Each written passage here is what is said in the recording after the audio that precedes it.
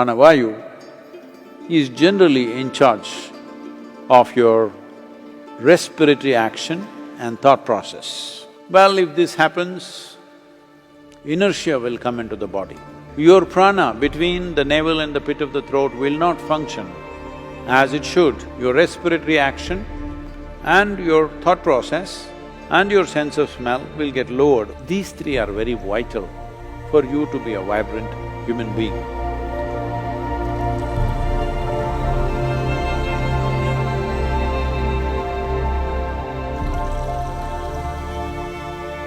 See, there are various movements within the body, as each individual may know this to some extent.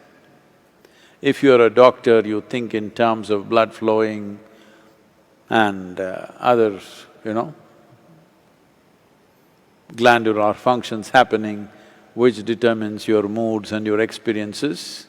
But there is something deeper than that. That is, first thing is, the movement of energy, the movement of different vayus in the system, there should be no blockages. So there are vital passages within the body, particularly in the head region. If these passages are blocked, keeping yourself up in an exuberant way is a great effort. So it's in this context we will spend the next 5 full moons looking at the mechanics of what makes a human being joyful and exuberant. What is the mechanics? What one needs to do? The word vayu literally means that which moves, generally referred to the air. Right now here, the air is moving with force, you can't miss it. It's moving a lot of things along with it. So this aspect which we refer to as vayu is that which moves, it's also an element. Within the body, in a fundamental way, it manifests as 5 basic vayus. Well, if you want to understand it a little more profoundly, it becomes 10.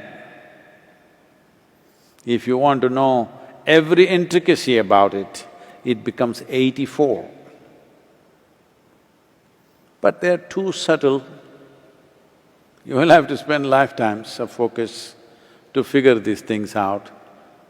Generally, if you get the 5 vayus in place and on, the other things will naturally fire up and function by themselves.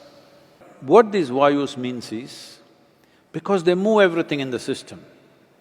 Your digestive fires, if they have to move, these panchavayus are needed.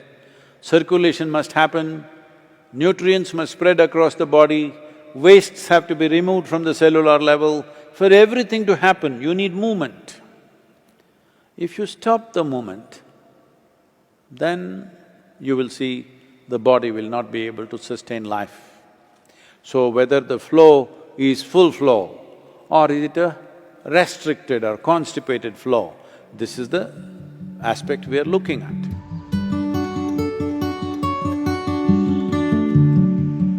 To breathe in the right way, if you watch a child, you would see if a child is asleep, you will see child breathes in such a way, the breath is largely between pit of the throat to the navel. He doesn't expand the lower belly, he just here and here, not this. Some adults might have developed the habit of breathing through the entire belly.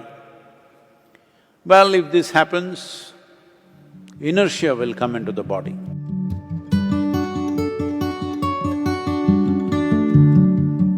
If you generate gases below the navel, that is, if you eat certain types of foods, well, we've gone through this for those of you who've been in engineering.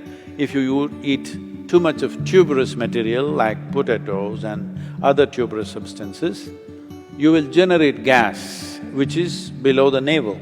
Once you generate gas there, your prana between the navel and the pit of the throat will not function as it should, and the dynamism levels in your system will go down.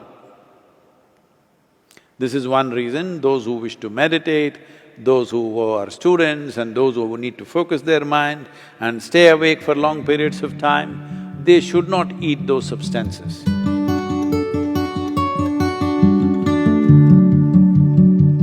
Another reason this is happening across the world today is, as the world or as the fools think they are becoming more and more modern, their food gets older and older and older.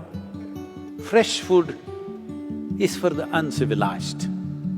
If you're very civilized, you must go to a superstore, buy a box, it has a plastic wrap, take it and throw it, knowing fully well it cannot be biodegraded, and the can is made of something else, usually plastic or aluminum or whatever.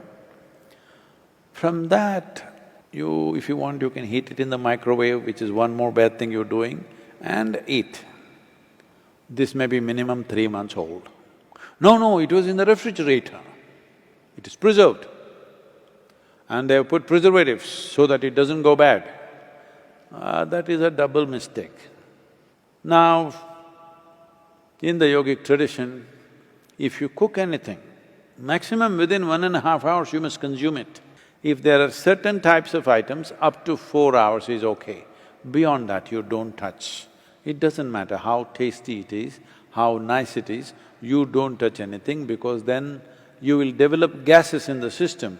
Gas is not only in the stomach that you will feel obviously, but you will develop vayus in the system which will work against your pranavayu. That means your respiratory action and your thought process and your sense of smell will get lowered over a period of time. These three are very vital for you to be a vibrant human being. These are all different ways of activating different pranas in different measure.